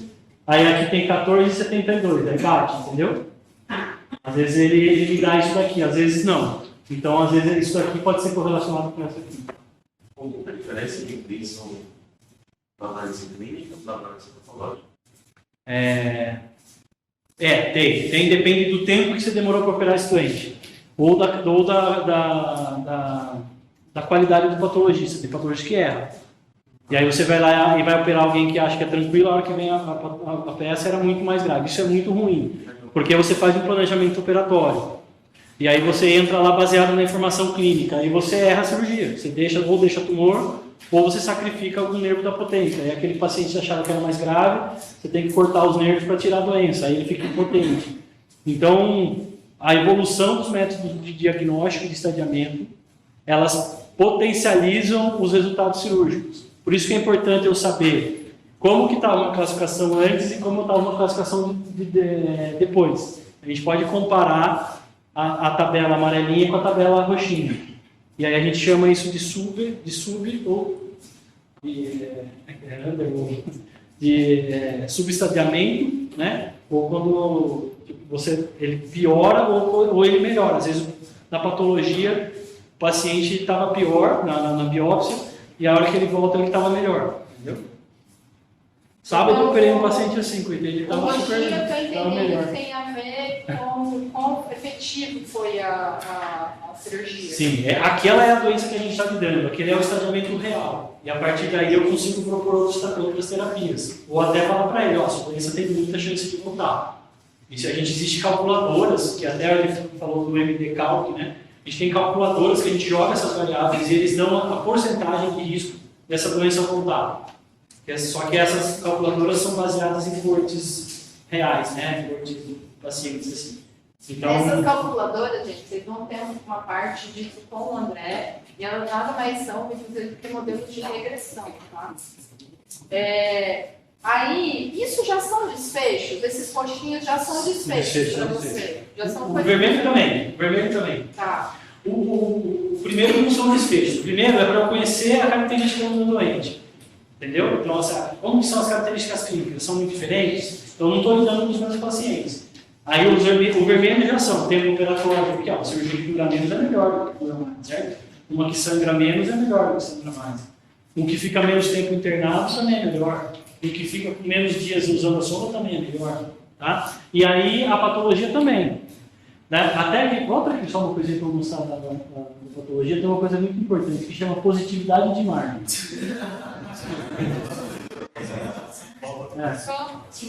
Esse azulzinho é o estadiamento, certo? Aí o roxinho aqui, ó, você vai ver que tem aqui positividade de margem. O que é isso? É se eu deixei câncer dentro do paciente. A hora que um patologista de dar a próstata patologista, ele pinta essa próstata com uma tinta de nanquim preta. E a hora que ele vai fatiar isso daí, se tiver tumor encostando nessa linha preta, ele fala margem positiva. Significa que ficou microscopicamente células de câncer do paciente. E aí existe uma taxa de positividade que a gente mede. Esse é o desfecho oncológico mais precoce que está correlacionado à doença voltar no futuro. Então esse é um desfecho oncológico super importante, que é a porcentagem de pacientes que tiveram margens positivas. E eu posso estudar a positividade de margem para cada subestadiamento. Ou seja, doenças mais localizadas, espero que tenha uma margem positiva menor, porque eu sou capaz de tirar a doença inteira. Doenças que estão saindo para fora da próstata é mais difícil você perceber. E às vezes você vai tentando soltar lá e aí fica a doença lá dentro. Então, quanto maior o estadiamento patológico, maior a taxa de margem positiva. Tá? Bem, a gente vai para esse amarelinho mais claro. Esse amarelinho mais claro, o que é isso? É recorrência bioquímica. Eu operei o doente, eu sei que a doença que eu estou lidando, agora eu vou acompanhar esse doente. Como que eu acompanho esse doente? Medindo o PSA, que é aquela proteína. Aquela proteína ela só é produzida por duas coisas no corpo. Porque ela chama prostática específica antígeno. É um antígeno prostático específico. Então não tem nenhuma parte do corpo que produz isso. Ou próstata, ou câncer de próstata. Se eu tirei a próstata, esse nível cai para zero. A gente fica dosando ele de 3 em 3 meses. Se esse nível do sangue começa a aumentar, significa que tem células no corpo que estão produzindo PSA. Se eu já tirei a próstata, por lógica, é câncer de próstata que voltou. Então, quando esse nível sobe, a gente chama de recorrência bioquímica. E aí, aqui é a porcentagem dos pacientes que tiveram recorrência bioquímica. Aí eu tenho aqui o critério que eles consideraram no valor do exame de sangue de recorrência. Tem estudos, a maioria deles eles usam quando esse PSA está maior do que 0,2 microgramas por ml. É um valor muito pequeno, tá? E microgramas, não, nanogramas. Nanogramas por decilitro. Nanogramas por decilitro. Aqui é o tempo médio que o estudo acompanhou o doente. Porque se você fica mais tempo acompanhando, você pega mais pacientes que voltam à doença. Porque é mais comum elas voltarem quando tem o tempo médio de recidiva. A hora que você vê aqui, ó, tempo médio de recidiva, 25 meses, 27 meses, 34 meses. Você entendeu? Você vê que a alerta tem uma média diferente. Então, assim, esses pacientes eles vão recidivar essa doença lá na frente. você tem que ficar acompanhando eles. Você entendeu? Aí, próximo. O amarelinho escuro, agora é o xixi. O que é isso? Isso aí é a porcentagem de pacientes que ficam perdendo urina depois dessa cirurgia. Depois que a gente tira a próstata, a gente reconecta a bexiga na uretra, no canal do xixi. E esse canal tem um músculo, que é um esfíncter, ele é circular e ele fica fechando. Por isso que vocês não estão falando xixi na calça agora, porque esse músculo está constantemente fechado. A hora que a gente vai no banheiro, ele abre e a gente solta a urina. No começo, depois da cirurgia, esse músculo fica meio bobão, ele perde um pouco a função dele. Então, esses pacientes ficam perdendo xixi e essa continência vai sendo recuperada ao longo de alguns meses. Tá? Geralmente, depois de um ano, quase a maioria dos pacientes já estão recuperados. Quando o paciente recupera até 3 meses, a gente chama de continência precoce. Se ele recupera até 1 mês, a gente chama de continência super precoce. E se ele recupera logo quando a gente tira a sonda, na primeira semana, a gente chama de hiperprecoce. Então aqui eu tenho o critério que eu usei para considerar esse paciente continente. Tá? E aí o que é isso daqui? Vocês vão ver no PED, safety pad. PED é absorvente, em inglês. Tá? Então, esse absorvente, tem pacientes, estudos que consideram assim, ó, quem não estiver usando absorvente, por mais que ele perca alguma coisinha de vez em quando, eu vou considerar ele continente. Então, ele usou esse critério. Tem pacientes que usam um forro só de segurança. Ele não perde nada, mas ele coloca porque ele tem medo de, vai que ele está no supermercado, ele perde, entendeu? Aí a gente chama de safety pad.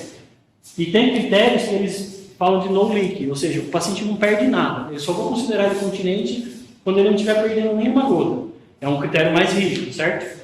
E existem outros critérios que estão aqui. Isso aqui é estratificado, a minha última publicação foi sobre isso. Eu estratifiquei 23 critérios diferentes. Entendeu? Bem, aí aqui, ó, você vê 1 mês, 3 meses, só voltar um pouquinho aqui, só para entender a data aqui. Isso aqui, ó, a porcentagem de pacientes continentes para cada mês, ó, tá vendo? E o tempo de follow-up do trabalho. Aí agora a potência. Potência é mesmo no raciocínio, o critério que foi usado. F1, então, é follow-up. Follow-up. Então, é a periodicidade com que vai checar esse paciente. Não, é o tempo máximo 12 meses que eu acompanhei esse paciente. Geralmente, trabalho de continência, eles preparam 12 ou 18 meses. Porque, assim, se esse paciente não ficar continente até 1 ano, ele vai ficar com essa sequela para sempre. Aí a gente trata ele dessa incontinência. E aí tem um viés de tratamento. Então, essa continência tem alguma coisa a ver com câncer? Ou é só? Não, é iatrogênico, é por causa da técnica. Na hora de tirar, você machuca, pode machucar o esfíncter. E tem uma técnica que consegue tirar isso? Sim, existe várias técnicas. Então essa história da prostatectomia, ela tem várias técnicas e modificações da técnica que foi revisitada para tentar melhorar isso daí. Existe para os seus essas tem algo, sabe aqui nessa corte aqui, ó, tem algumas coisas que especificam isso ou não. A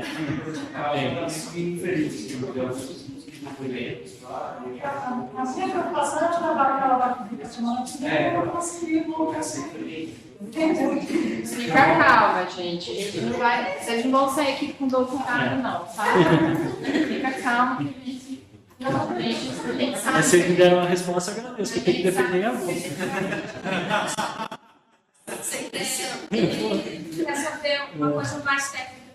Tá. Ele pediu se depois que você usa uma das técnicas assim, da retirada do tumor, se caso ele voltar, se tipo, tem alguma outra coisa que a gente usa, se a gente volta a usar a cirurgia ou a gente se parte para outra coisa. Aí faz radioterapia. Aí existe o tratamento depois, radioterapia, bloqueio de hormônio, quimioterapia. Mas aí já não é mais com o cirurgião, aí é com o oncologista clínico. Começou a subir o PSA, você fala tchau, vai com o oncologista clínico e mas aí não volta a fazer a cirurgia. Não. Ele já não tem mais que tirar. Existe quando o paciente faz radioterapia direto. E aí faz a radioterapia, só que aí depois ele vai bater na minha porta para tirar a próstata e eu falo, meu amigo, não dá. Porque a radioterapia queima tudo por dentro e gruda tudo lá. A cirurgia é horrível, que a gente chama de prostatectomia de resgate. Então geralmente é difícil, por isso que a gente oferece a cirurgia como primeiro tratamento. Se o câncer voltar, ele tem a opção da radioterapia, que a gente chama de resgate. Se ele fizer a radioterapia, ele perde uma carta na manga. Porque se voltar, eu não tenho mais o que fazer, tem que fazer quimioterapia. Tá? Hã? É, Quantos anos você tem? Qual o dedo? Fica com medo não, Sérgio. Aí aqui, ó, então potência. Potência sexual é uma das complicações mais temíveis, tá? Então, assim, e é o desfecho que mais tem viés. Porque esses pacientes, quando eles vão operar, vocês viram a média de idade, mais ou menos 60 e poucos anos. Esses pacientes já têm, às vezes, um certo grau de disfunção. E, às vezes, não é muito fácil de medir. Porque os pacientes, muitas vezes, mentem na conversa com a gente. Ou nos questionários que vão ser feitos, tá? Eu estou com uma residente mulher agora. Todos os pacientes são super potentes. Avaliação isso. Eu já falei para a Dani, Dani, você não vai mais fazer essa pergunta. assim, fala pra ela tirar a blusa. Eu falei, eu tenho um viés enorme, porque é o viés do avaliador, entendeu? Está tendo cada vez mais urologistas mulheres. E ela vai tratar o câncer dele. Eu pergunto, senhor, você está brincando em exame? Como que está? Não sei o quê. Não, tudo bem. Olha o viés que tem, entendeu? Então, o viés é horrível. É um dado você médico, por exemplo, se a pessoa estava com um uso de terapia hormonal, por exemplo, testosterona, porque a testosterona influencia direto na ereção, e níveis de DHT, porque quando você mencionou o PSA anteriormente, ele tem relevância clínica direta com testosterona no DHT. Se a pessoa estava em uso anteriormente, tem algum desfecho clínico diferente? Então, é assim, hoje cada vez mais tem pessoas que fazem reposição de testosterona. Tem muitos, está tudo acontecendo agora. A gente não tem muito essa resposta não, tá? O que a gente sabe que a testosterona alimenta o câncer de próstata e piora os desfechos. Então, pacientes que são submetidos a essa cirurgia, para a gente conseguir fazer reposição de testosterona depois, tem que ter no mínimo 1 ano de controle oncológico sem sinais de recidiva. E só pacientes de baixo risco. Mas a priori a gente não faz. Entendeu? E realmente pode ter piora sim. Testosterona não causa câncer de próstata.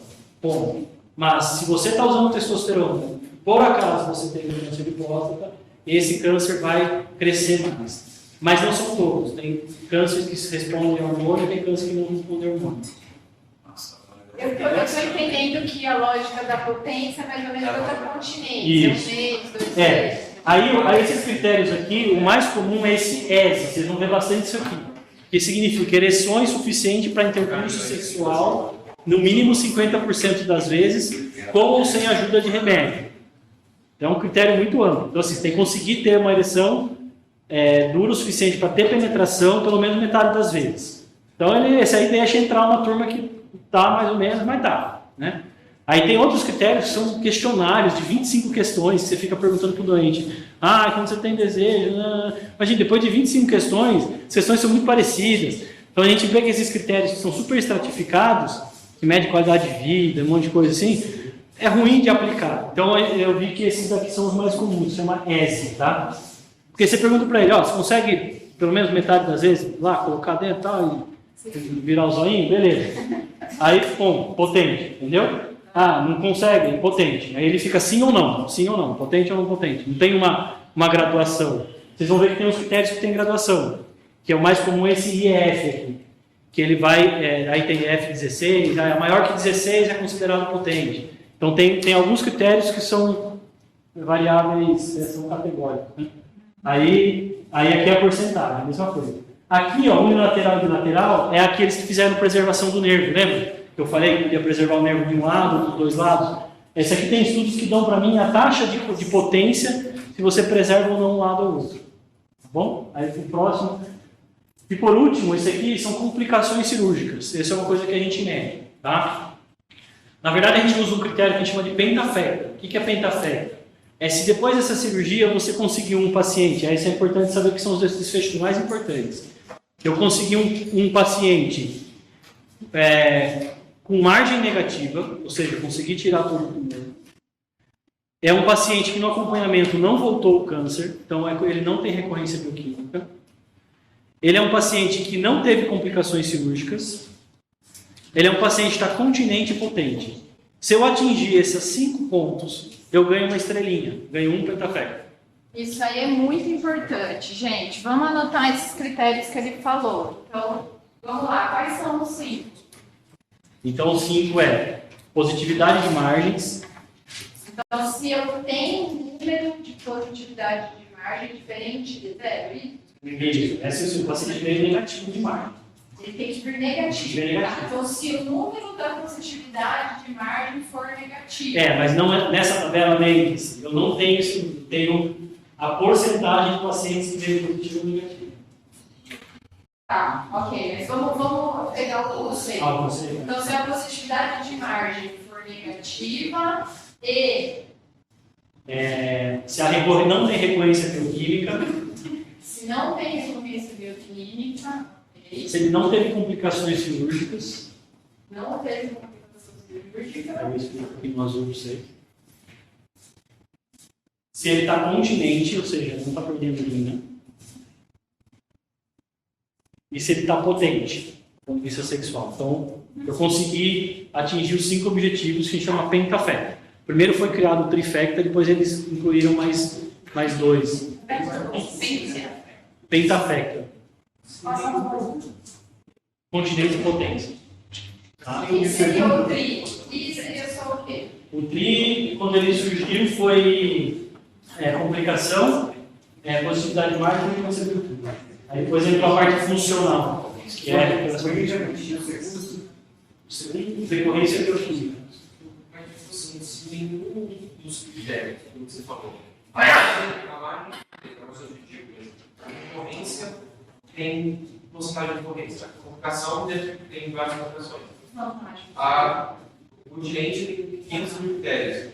E a potência somente. Você, pesquisador, o que você vai fazer? Eu vou pegar um jeito. Não, você vai fazer o que todo engenheiro faz. Suponha que a vaca seja uma bola esférica que jorra leite para todos os lados. Isso é coisa difícil, né?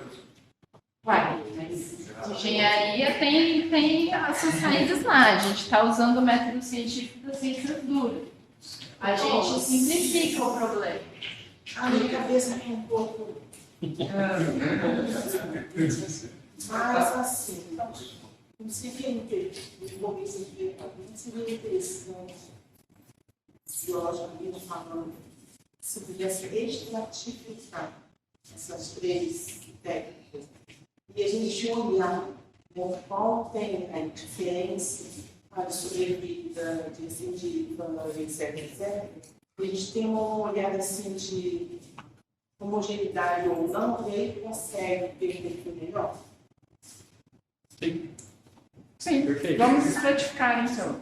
Então vamos, gente. Eu acho que fechou.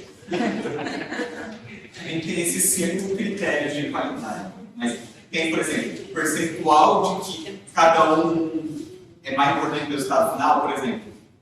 Vai ter uma das técnicas mostrou que ocorre menos caso de impotência do que outra, mas ocorre mais caso de complicações cirúrgicas. Aí vão ter o mesmo peso tudo? Você na tabela você atribuiu o peso delas? Não, na tabela ele só reportou o que tinha nos estudos, certo? Então, coisas como, o que eu vou considerar como critério de complicação clínica ou não? É a gente que tem que definir na hora do estudo. E alguém de fora vai poder criticar, mas eu não concordo com esse seu negócio de complicação clínica, eu acho que tinha que ser diferente.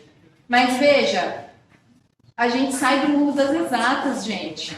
A gente vai ter que fazer recortes, a gente vai ter que fazer ter alguns assumptions, a gente vai ter que escolher um caminho, né? E eu nem estou dizendo que vocês vão fazer essa análise para todos os critérios, 5 que ele falou, não. Primeiro, eu até queria destacar que essa planilha pode virar um projeto. Então, se vocês quiserem transformar o projeto de disciplina de vocês nas coisas que o Tomás pergunta, fazer diferentes análises, etc., é possível, tá? Mas a gente, aqui no contexto da disciplina, no ciclo 1, a gente vai fazer alguns pequenos exercícios com isso. E, lógico, quem quiser ir adiante, vai. Uma dúvida, quando você estava discutindo o gráfico lá do Science Metrics, você comentou que aquele banco foi meio 9 empresarial, uma análise da acadêmica. Na hora que a gente for analisar esses números, a gente assume que eles estão corretos. Né? Mesmo a gente tira o lote que rolou para tentar forçar que é uma fonte mais legal. Sim. Aqui eu tenho que assumir várias coisas ou deixar de assumir. Na verdade, cada pergunta que você for responder, você vai ter que falar quais são os seus assuntos, né? O que você está assumindo. Então, um assunto possível é esse. Uma outra questão é você falar assim, pera lá, o cara só pegou gente jovem. O cara só, você meio que define um critério de viés. Você bate um papo com ele e fala, Tomás, na sua experiência, quais são os estudos que tem cara de estar enviesados? E aí você define um critério de viés. Se você quiser, você pode arrancar fora. Se você quiser, você pode fazer uma pergunta de pesquisa que tem a ver com o viés. Será que estudos enviesados mostraram que tem mais... falam melhor da técnica robótica? Tá? O que eu quero deixar muito claro para vocês, gente, é que uma planilha de dados como essa é um tesouro. Por quê? Porque ela foi gerada por um médico especializadíssimo que ficou 6 meses fazendo uma planilha dessas, tá? E que dela dá pra gente contar 100 histórias. Dá pra defender uns 5 doutorados só com uma planilha dessa, tá? E tem muitas análises, muitos recortes que podem ser feitos. E o Tomás, e eu já aproveito meio que para emendar um pouco o meu agradecimento da sua vinda aqui, Tomás, é um perfil raríssimo. Alguém jovem que está propondo uma metodologia que ele está apanhando do lado dele. Ele saiu lá da FCM para vir até aqui conversar com a gente, tá? Então, são pessoas assim que vão fazer o futuro aí da saúde. Ele com vocês, né? É o que a gente acredita, tá bom? E a gente está competindo com o pessoal do EMEC.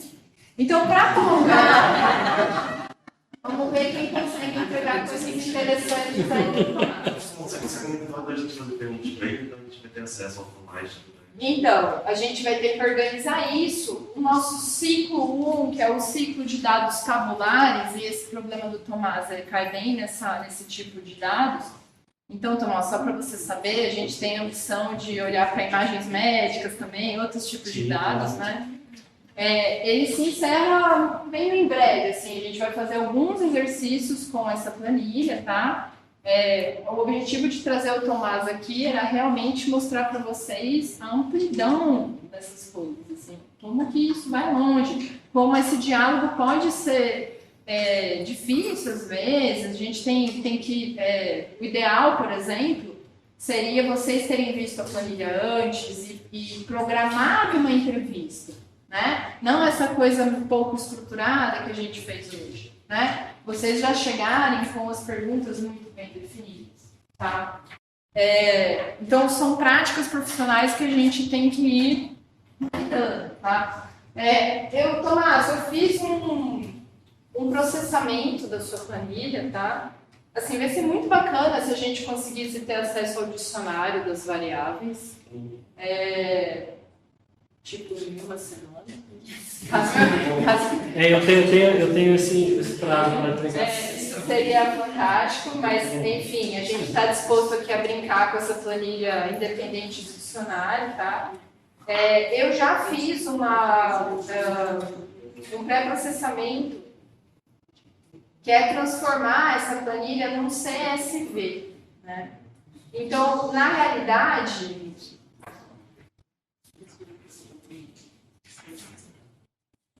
Então, para quem já conseguiu ver lá um dos vídeos do André, já sabe o que é um CSV, né? Para chegar nessa planilha, a primeira coisa que eu tive que fazer é pegar as múltiplas linhas de cabeçalho do Tomás e planificar tudo. Para isso, eu tive que criar nomes. Então, depois eu vou fornecer para vocês o D para, né? D isso virou aquilo, tá? E tem toda uma parte aí de pré-processamento que o Tomás, sem querer, e é normal isso acontecer, dificulta a nossa vida, Porque, por exemplo, os números que ele coloca na planilha são todos com decimal de vírgula. E você viu, né? Você viu que... exato. Então, eu tenho que tratar isso. Eu tenho que tomar muito cuidado com a ordem que eu trato essas coisas para não estragar algo que não poderia estragar. Então, eu retorno naquela questão do código. Porque se você tem o código que você fez isso, você corrige o código e roda de novo. Agora, se você está fazendo na mão e alguém te telefonou no meio ali, já era, acabou. Você estragou o seu dado, começa tudo de novo, tá? Uma outra coisa que dificultou também é que ele tinha um campo onde ele colocava palavras-chave com ponto e vírgula. E dependendo do padrão do CSV, ele considera isso uma coluna. Eu demorei para descobrir isso um pouco, mas enfim, fui corrigindo, tá? Então agora, em tese, vocês vão ter uma planilha CSV, além da do Tomás, onde vocês, se quiserem pôr no Orange, vocês podem, se quiserem ler do Python, pode. Vocês vão conseguir fazer filtragens, etc., de maneira programática. Vocês quem, gente? Vocês quem? Mais o pessoal da computação, né? Porque a gente espera que o pessoal da saúde vá dando aí mentoria, ajude a pensar, ajude a buscar os termos, para a gente também não ficar toda hora incomodando o Tomás.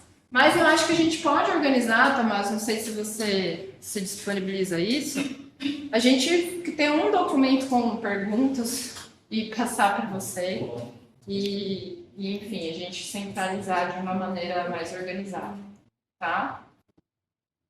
Tudo bem, pessoal? Qual que é o sentimento de vocês neste exato momento? Uma coisa importante, né, meninos? Vocês vão fazer exame de próstata, certo? A partir de que idade, Tomás, é recomendado? A partir de 50 anos. Agora, se for afrodescendente ou tiver parente com câncer de próstata, tem que fazer com 45 anos. E o exame ainda... o exame hoje em dia é por sangue ou ainda é o exame com urologista? Você faz os dois. Por que o toque retal é tão relevante? Porque existe uma porcentagem, graças a Deus, pequena dos meninos que não aumentam o PSA. E esses são mais agressivos. Ainda bem que não é mais comum. A maioria deles é detectado por PSA, mas tem pacientes que PSA normal e tem câncer muito agressivo. Aí eu consigo sentir um calor na próstata. Aí a gente indica biópsia. Uma pergunta, eu estava comentando com um pessoal que assisti uma palestra de um pesquisador da FCM, e ele estava comentando que o câncer de útero, que é um dos cânceres que mais mata mulheres e tal, ele está em vias de ser meio que erradicado por conta da vacina do HPV, etc. Existe algo similar para o câncer de próstata? Eu quero fazer um comentário sobre depois sobre os dados. Tá joia. Bom, acho que pode fazer. Eu só queria fazer um comentário importante. Eu acho que a gente devia falar para eles. Esse grupo de dados é usado dentro da disciplina, certo?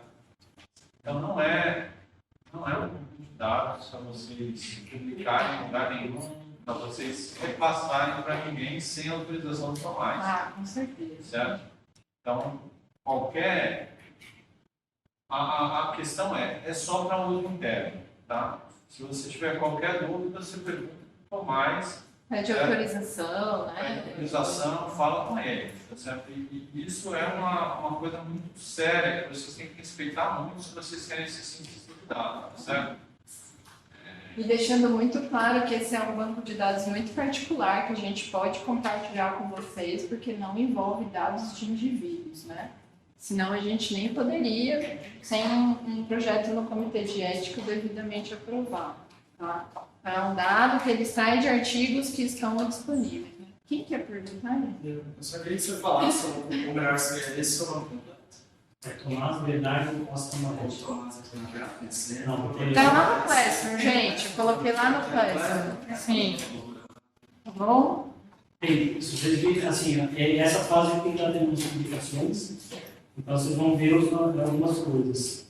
que já está sendo publicado já nessa fase de publicações. Aí a Moretti e IDC, o PubMed, que é a base de dados que mais a gente acaba assistindo.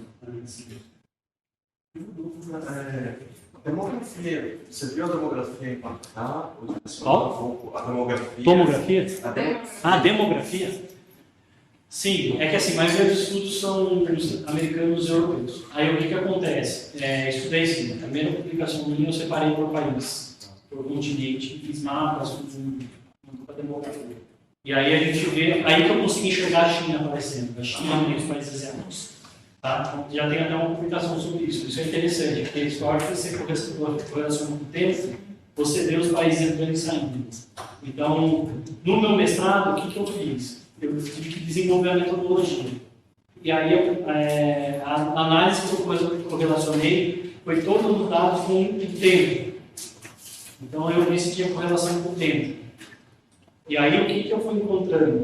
Eu fui encontrando que a literatura foi aprendendo. Tinham variáveis que se correlacionavam com o tempo e iam melhorando. E aí a gente descobriu uma curva de aprendizado da ciência. A gente foi enxergando os pesquisadores melhorando. Um trabalho totalmente independente e heterogêneo. Claro que eram correlações fracas. Só que eu falo, uma correlação fraca com dados tão heterogêneos, porque não importa se enxergar. Então eu tomei muita pancada disso, porque o cara falava assim, você fez uma correlação de isso, não sei o quê, mas deu 0,3, 0,4, porque a gente não aceita a correlação superficial. Se quer correlação perfeita, vai na física, com o negócio fechado, controlado. Aí você consegue encontrar umas coisas assim. Mas nada da saúde, nada tudo heterogêneo. Apareceu uma correlação significativa, por mais pequena que seja, aí fala, mas pode ter influência. Eu falei, óbvio que pode ter influência. Isso aqui é a representação da influência aqui, né? Tem muita influência. Mas a gente conseguiu enxergar algumas coisas.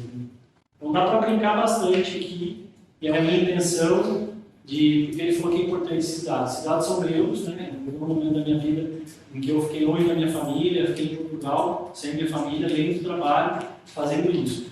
Então, eu topei compartilhar, por quê? Porque eu vou defender o doutorado agora, eu não dependo disso para defender o doutorado, está tudo pronto, só precisa escrever o boneco.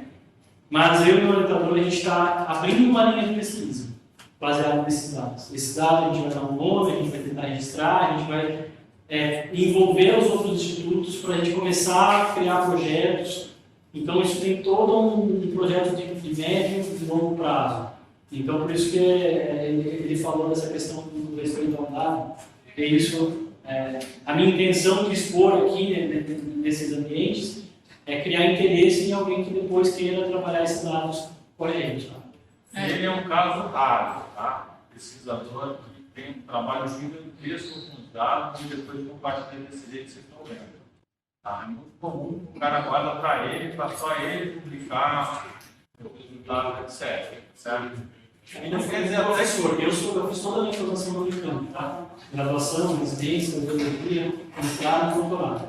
Eu não queria tirar isso para o Unicamp.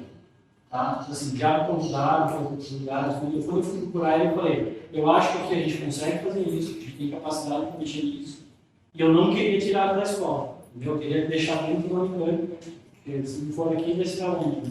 Por isso que eu, com respeito, tomei a toda a Unicamp, que eu estou vindo atrás da própria Unicamp, desses professores. Sim. E como eu não conhecia nada, o meu orientador não conhecia ninguém. Eu fui, assim, sabe quem falou dele? Um primo meu que fez elétrica aqui, há muito tempo. Ele passou em medicina, e aí eu era 6º ano dele. E aí eu perguntava para ele estava tirando 0 na anatomia e tudo. Só que ele estava tirando 10 no cursão. Ele se matriculou em todas as matérias do cursão, e aí ele desistiu no meio do ano da medicina, prestou elétrica e fez elétrica. E aí ele foi para a vida, trabalhando com dados, aí eu perguntei, eu falei, tipo, isso aqui, quem é o professor de vocês que mexe com dados de saúde? Aí ele me passou o dele. Então, eu fui cavando mesmo e cheguei, né? Daí a gente está aqui, então eu acho que... Bom, pessoal, por favor, me ajudem a agradecer aí o formato. Obrigada.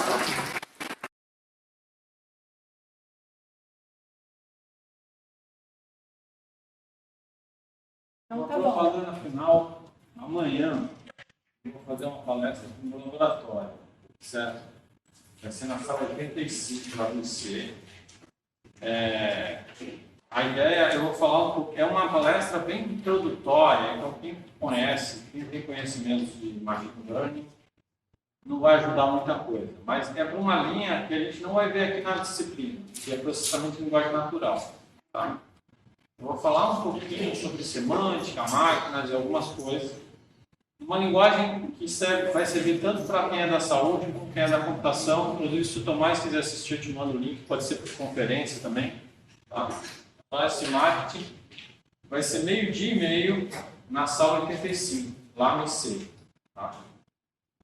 Então, tá, já, pessoal. Obrigada. E a gente se vê aqui para